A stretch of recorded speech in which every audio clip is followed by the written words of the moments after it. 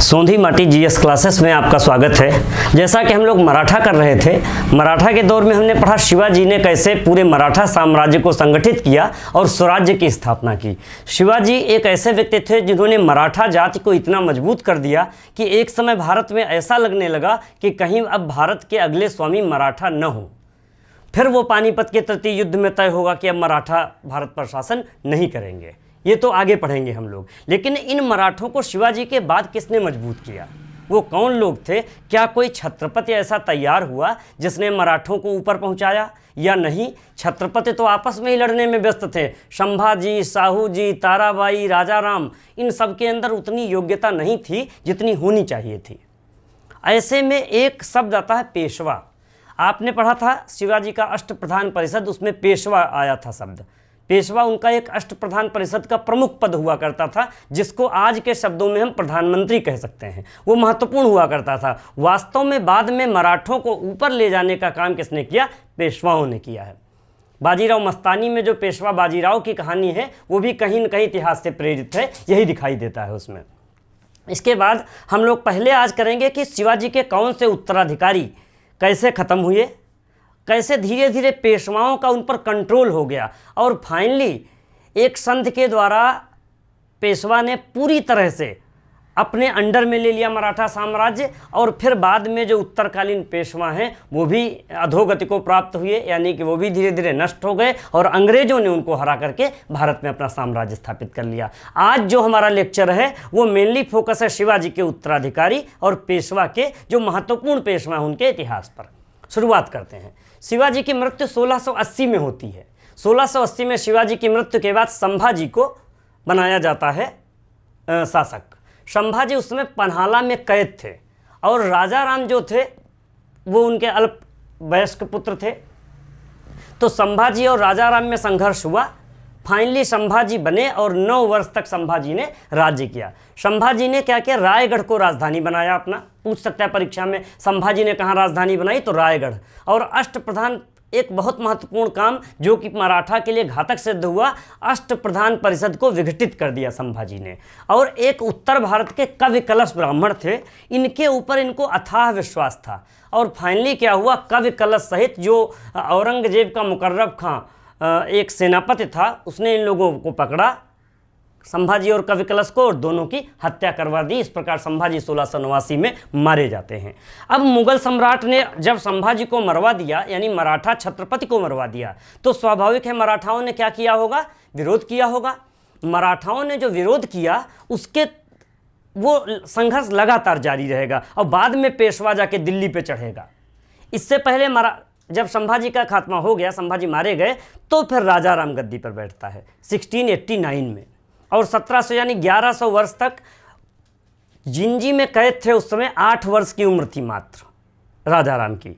और शाहू संभाजी के जो पुत्र थे वो अल्पायु थे, यानी संभाजी के जो पुत्र थे वो शाहू अल्पायु थे। हालांकि ये शाहू उस समय इनके कब्जे में था, औरंगजेब के कंट्रोल में था। औरंगजेब ने इनको बंदी बना रखा था शाहू जी को, और कुछ मनसब दे रखा था, राजा की उपाधि दे रखी थी। शाहू को वहाँ छोड़ दिया, औरंगजेब छोड़ दीजिए आप। और राजा राम क्या थे? जिंजी में कैद थे। जब ये ख़त्म हुए तो कैद से छूटे और राजधानी इन्होंने सतारा बनाई। देखिए, इनकी राजधानी रायगढ़ थी, इन्होंने राजधानी सतारा बनाई। प्रतिनिधि नामक एक नया पद नियुक्त किया राजा राम ने। राजा राम शाहू आदि मुगल कैद में थे, इनको राजा मनसब औरंगजेब उपाधि देता है। जिंजी में इनको कैद रखा गया 8 वर्ष, उसके बाद पहुँचे सतारा। राजा राम की मृत्यु के बाद शिवाजी सेकंड इनके उत्तराधिकारी, अल्प वयस्क ये भी थे, लेकिन इनके साथ एक महत्वपूर्ण शासिका आती है जिसका नाम है ताराबाई। ताराबाई ने मजबूत रोल अदा किया मराठा साम्राज्य को बनाए रखने में। ताराबाई संरक्षिका बनी इनकी और शिवाजी सेकंड को कुछ वर्ष तक शासन करवाया। 1707 में औरंगजेब की मृत्यु हो जाती है।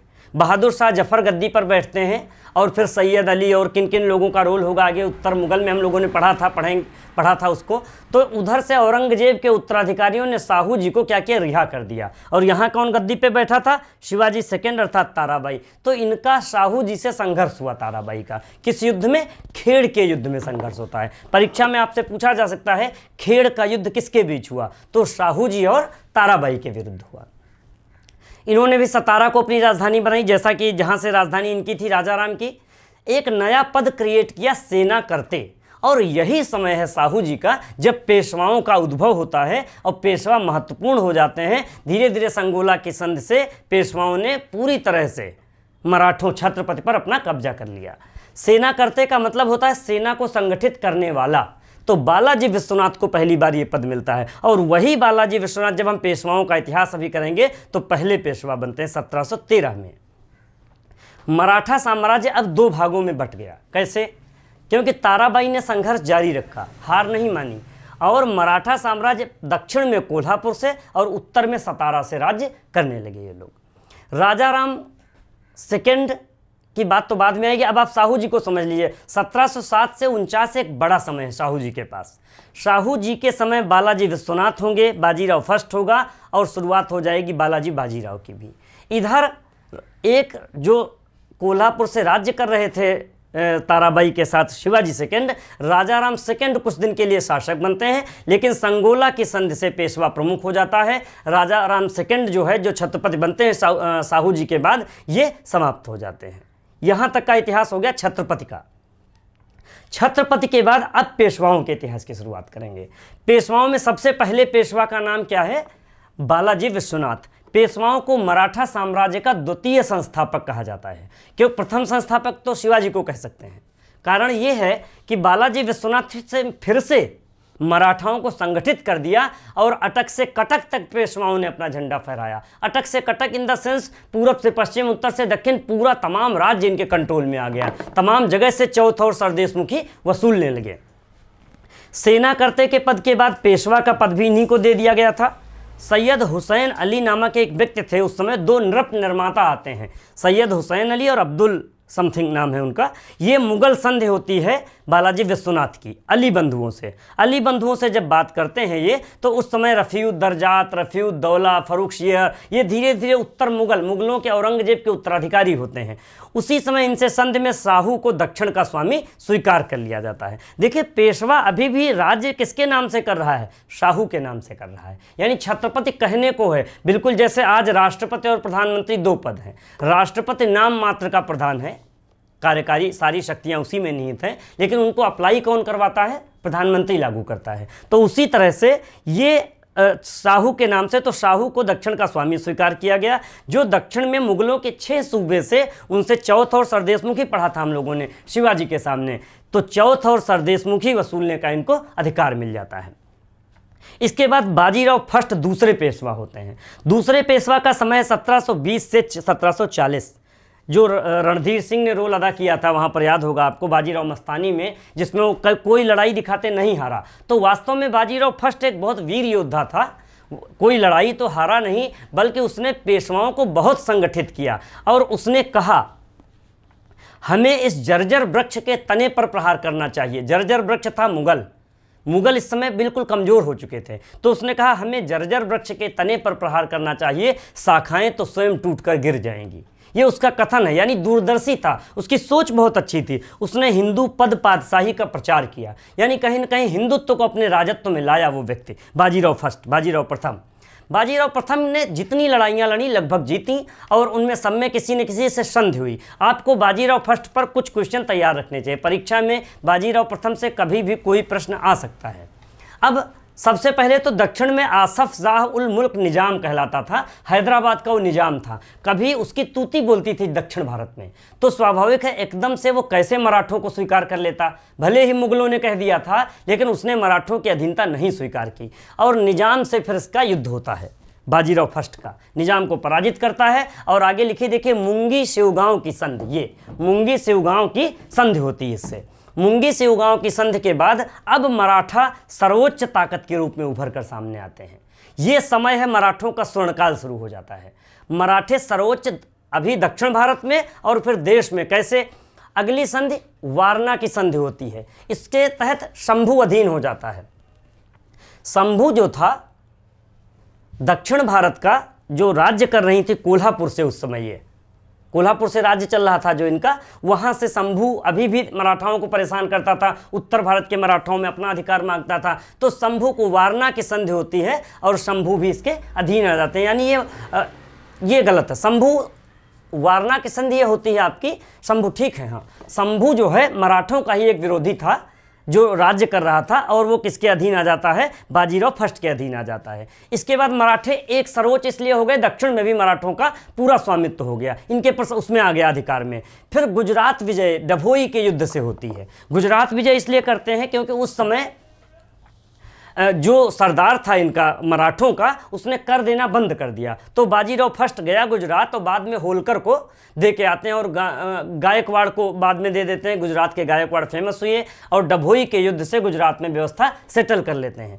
फिर ये मालवा की विजय करते हैं। देखते हैं कितनी सारी लड़ाइयाँ लड़ रहे हैं बाजीराव फर्स्ट, और सारी लड़ाइयाँ जीत रहे हैं। मालवा विजय करते हैं। ये अमझेरा का युद्ध होता है। आपसे परीक्षा में पूछ सकता अमझेरा का युद्ध किसके बीच हुआ, तो मालवा के शासक और बाजीराव फर्स्ट के बीच। या डभोई का युद्ध किसके बीच हुआ। फिर बुंदेलखंड को ये जीतते हैं। बुंदेलखंड को जब जीतते हैं तो छत्रसाल वहाँ का शासक था, उसने इनकी शान में एक बहुत बड़ा आयोजित किया दरबार, और उसी में एक मुस्लिम नर्तकी थी मस्तानी, उसको पेश किया। मस्तानी वही आज बाजीराव मस्तानी की कहानी आप देखते हैं बाजीराव फिल्म में। तो बाजीराव मस्तानी बाद में इनके साथ ही चली आई। कुछ कालपी, झांसी, उरई तमाम जागीरें भी इन्होंने भेंट की थी छत्रसाल से। फिर इसके बाद ये दिल्ली में दखल देते हैं बाजीराव फर्स्ट, और दिल्ली में ठहरते नहीं ज़्यादा, बहुत कम दिन के लिए दिल्ली जाते हैं, और 3 दिन ठहर करके वहाँ से 13 लाख की वार्षिक नगद धनराशि की अदायगी का आश्वासन लेते हैं। साथ ही उन्होंने बाजीराव ने फिर जब लौटते हैं दिल्ली से तो भोपाल युद्ध होता है निजाम से। तब तक निजाम फिर मजबूत हो जाता है। निजाम से भोपाल का युद्ध करते हैं, और भोपाल के युद्ध में पराजित करते हैं निजाम को। यानी पूरी तरह से मराठे लगभग देश में काबिज हो रहे हैं। इसके बाद पुर्तगाली यानी यूरोपीय शक्तियां धीरे धीरे भारत में बढ़ती जा रही थी। तो पुर्तगाली कहीं न कहीं इनका कर नहीं दे रहे थे, इनकी बातें नहीं मान रहे थे, तो पुर्तगालियों को भी मराठे विजित करते हैं।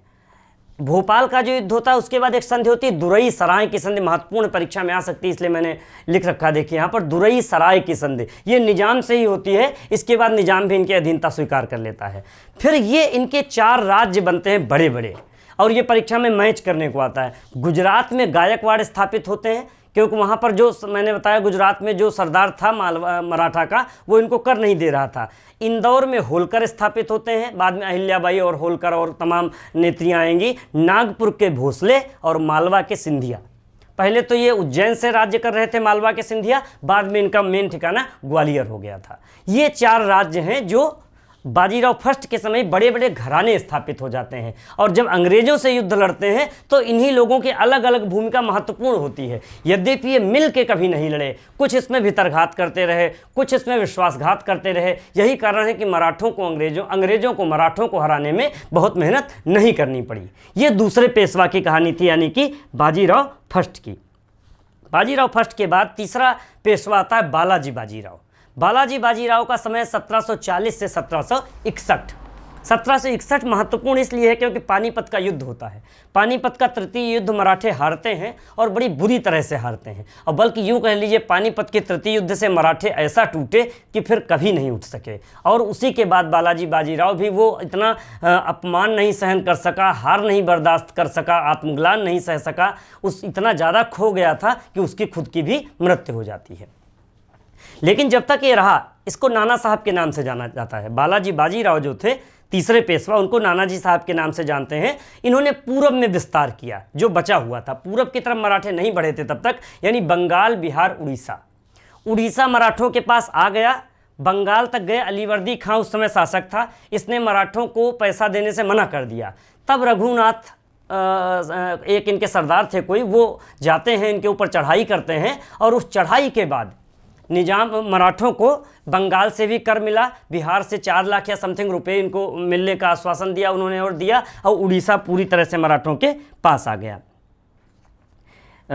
उसका नाम बहुत महत्वपूर्ण है, चूँकि आपको जानना चाहिए, मैं आपको बता रहा हूँ। रघुजी भोसले ने बालाजी बाजीराव ने भेजा। रघुजी भोसले ने उड़ीसा, बिहार और बंगाल को जीता, और बिहार और बंगाल से 12 लाख रुपए चौथ के रूप में वार्षिक कर देना इन्होंने स्वीकार किया। अलीवर्दी खां को ये काम करना पड़ा था। इसके बाद एक बार फिर से निजाम तैयार हो गया लड़ने के लिए, तो निजाम को फिर से पराजित करते हैं बालाजी बाजीराव और झलकी की संधि होती है। इसके बाद 1760 उदगीर का युद्ध होता है, इसमें भी पराजित करते हैं। यानी निजाम को भी निस्तेनाबूद, निजाम मौका पाते ही सर उठाता था, उसको करते रहे लगातार ये लोग। और अंततः पानीपत का तृतीय युद्ध जो भारत की लड़ाइयों में एक सर्वकालिक महत्वपूर्ण लड़ाई है, जिसका परिणाम भारत के राज्य को निश्चित करने वाला था। क्योंकि अगर मराठे हार गए तो उससे ये तय हो गया, कई इतिहासकारों ने लिखा है कि अब मराठे राज्य नहीं करेंगे।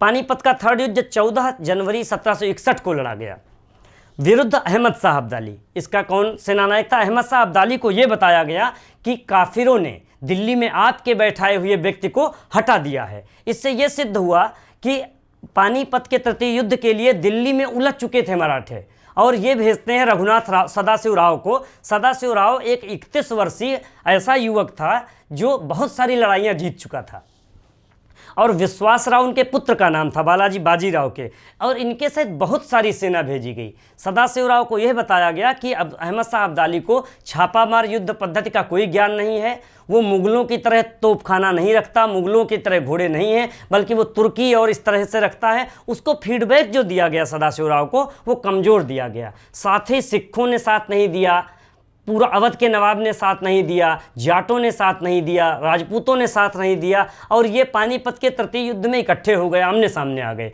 सेना कम थी अहमद शाह अब्दाली की, इसकी ज़्यादा थी मराठा की, लेकिन मराठों को खुले में लड़ने का उतना अनुभव नहीं था। कड़ाके की ठंड थी 14 जनवरी को। ऐसे में उस ठंड में मराठे उनके जो अहमद शाह अब्दाली के सैनिक थे वो चमड़े का कोट पहन कर आए थे, जबकि जो मराठों के सैनिक थे वो क्या पहन कर आए थे? सामान्य कपड़े। तो जैसे जैसे बर्फ़ पड़ती गई, ठंड बढ़ती गई, वैसे वैसे इनका जोश ठंडा पड़ता गया, और अंततः ये जो युद्ध होता है इसमें अहमद शाह अब्दाली बुरी तरह से पानीपत के तृतीय युद्ध में मराठों को हराता है। मराठों की अपार जनहानि होती है, यानी मराठे कहा जाता है हर घर से मराठों ने किसी न किसी को खोया था। इसके प्रत्यक्षदर्शी थे काशीराज पंडित। काशीराज पंडित ने इसको प्रत्यक्ष रूप से लिखा है, मतलब उसका उल्लेखित किया, वहाँ देख रहे थे और बाद में उन्होंने लिखा है। विश्वास राव, सदाशिव राव आदि सारे लोग मारे गए। व्यापारियों के द्वारा खबर मिली, व्यापारियों के द्वारा बालाजी बाजीराव को यह खबर मिली कि 2 मोती विलीन हो गए। 2 मोती कौन से विलीन हो गए? विश्वास राव और सदाशिव राव, जो महत्वपूर्ण थे। 17 मुहरें लुप्त हो गई, यानी 17 सेनापति मारे गए उनके बड़े बड़े, और अनगिनत सिक्के लुट गए। अनगिनत सिक्के यानी अनगिनत सैनिक चले गए। इस तरह व्यापारियों ने दुख भरी न्यूज़ दी थी, और उसका मराठा जो तोपखाने का नेतृत्व कर रहा था वो इब्राहिम गारदी कर रहा था। इब्राहिम गारदी मुगलों का तोपखाना, उसको बहुत विश्वास था, सदाशिव राव को विश्वास था कि इब्राहिम गारदी संभाल ले जाएगा, कि वो तोपखाना प्रयोग करेगा, और किया भी उसने कुशलता से। लेकिन इब्राहिम गारदी लड़ता हुआ मारा गया मराठा तोपखाना के साथ ही। कभी कभी पूछा जाता है ये, तो आप लोग इसको पढ़ते रहिएगा, पूरा करते रहिएगा। तब तक आप लोगों को बहुत बहुत उज्जवल भविष्य की शुभकामनाएं।